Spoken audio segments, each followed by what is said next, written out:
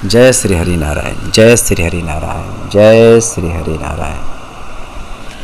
आज एक बार फिर से आप तमाम भक्तों का प्रभु श्री हरि नारायण के इस पावन मंदिर के प्रांगण में स्वागत है। हमारा आज का प्रसंग ईर्ष्या है। ईर्ष्या, राग, द्वेष, ये सभी एक दूसरे से जुड़े हुए हैं, क्योंकि जहाँ राग है वहाँ द्वेष है और वहीं ईर्ष्या है। ये तीनों साथ साथ रहते हैं, कोई एक दूसरे के बिना नहीं रह सकता। राग, द्वेष, ईर्ष्या, ये सभी सदा एक दूसरे के साथ रहने वाले हैं, एक दूसरे के पूरक हैं। एक दूसरे के बिना इनका कोई अस्तित्व नहीं है। और ये आज हर परिवार में अपना घर बना चुका है। ये राग, द्वेष, ईर्ष्या हर परिवार में अपना घर बना चुका है। हर परिवार में हम और आप देखते होंगे, सुनते होंगे, भाई भाई में द्वेष हो जाता है, बहन भाई में द्वेष हो जाता है, पति पत्नी में द्वेष हो जाता है, ईर्ष्या हो जाती है। ऐसा क्यों ऐसा होता है? ये ईर्ष्या क्यों हो जाती है?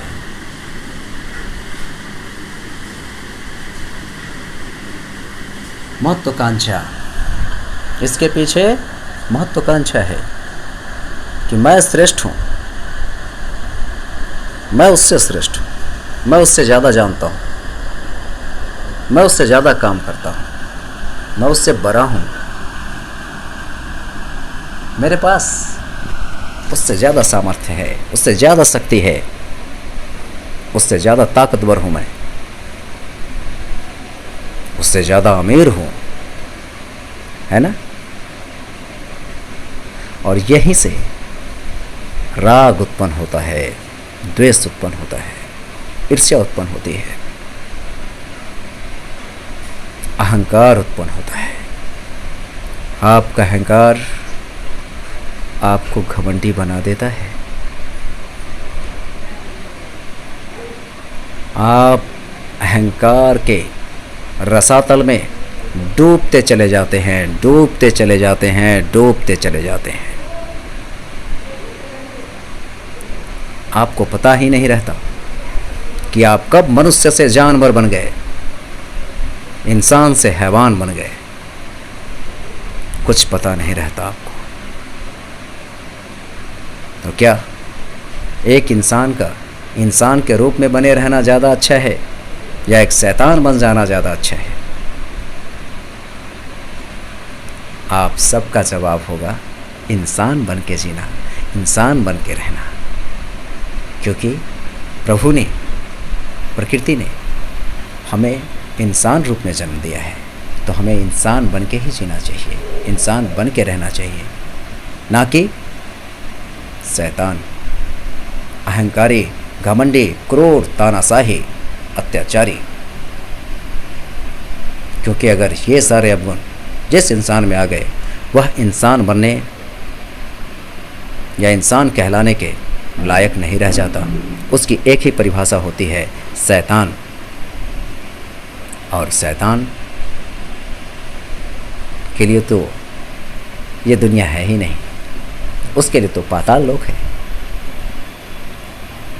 क्योंकि ये दुनिया, ये जग ईश्वर ने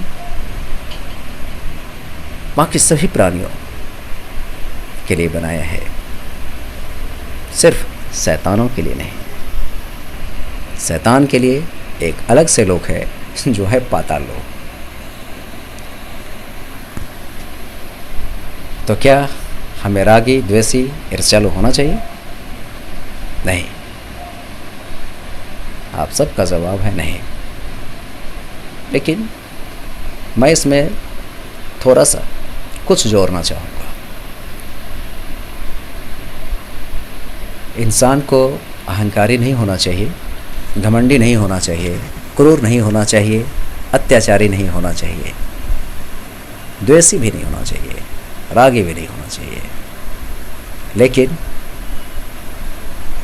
आप ईर्ष्या कर सकते हैं, लेकिन वह ईर्ष्या सकारात्मक ईर्ष्या होनी चाहिए, नकारात्मक नहीं। आप ईर्ष्या कर सकते हैं कि आपके मित्र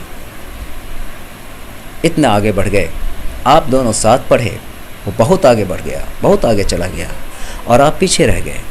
आप उस कारण को ढूंढिए कि आप पीछे क्यों रह गए और वो इतना आगे कैसे निकल गए।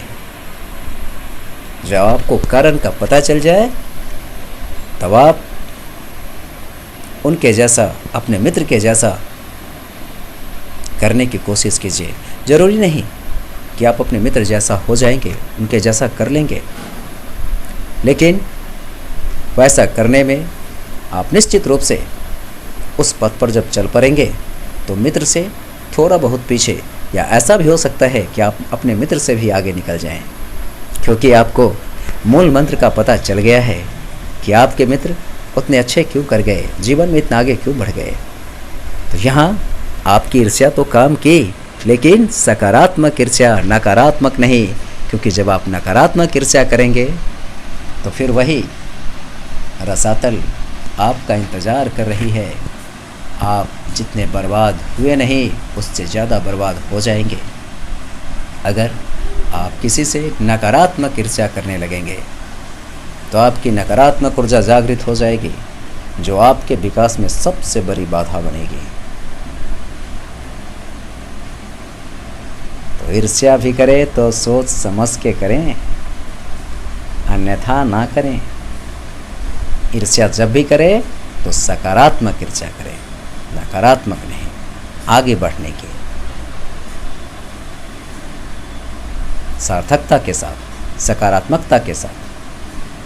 जब आप सकारात्मक ईर्ष्या करेंगे तो आप आगे बढ़ेंगे, बहुत आगे बढ़ेंगे। आपका तो कल्याण होगा ही, आप दूसरों का भी कल्याण करेंगे, निश्चित रूप से कल्याण करेंगे। ईर्ष्या बुरी चीज़ है, लेकिन नकारात्मक ईर्ष्या, सकारात्मक ईर्ष्या नहीं।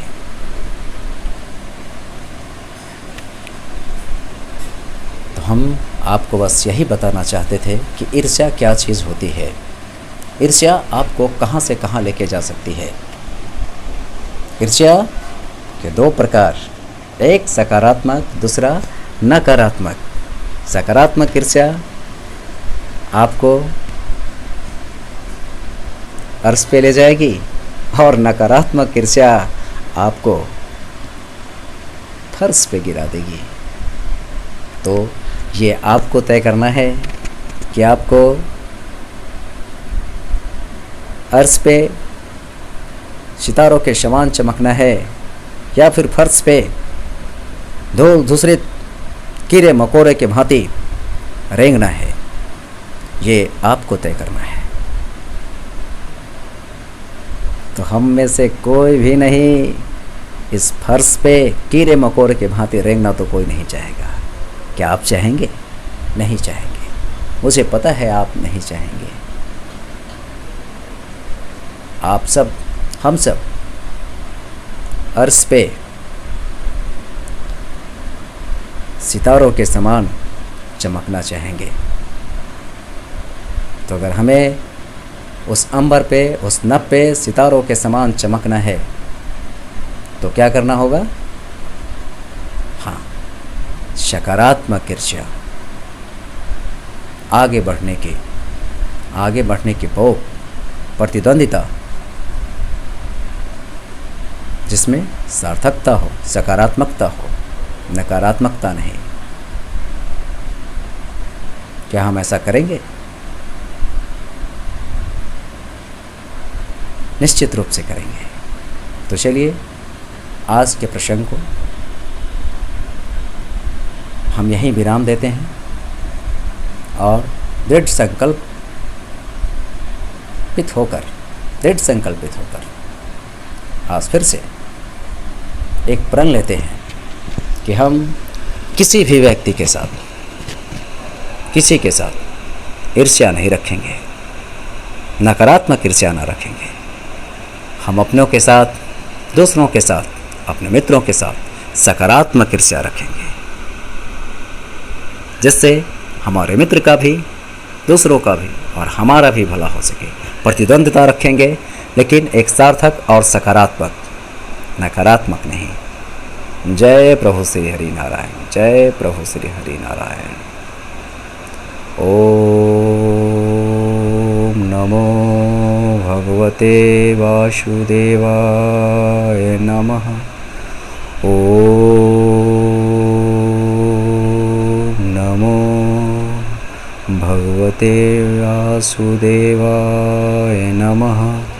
ओम नमो भगवते वासुदेवाय नमः।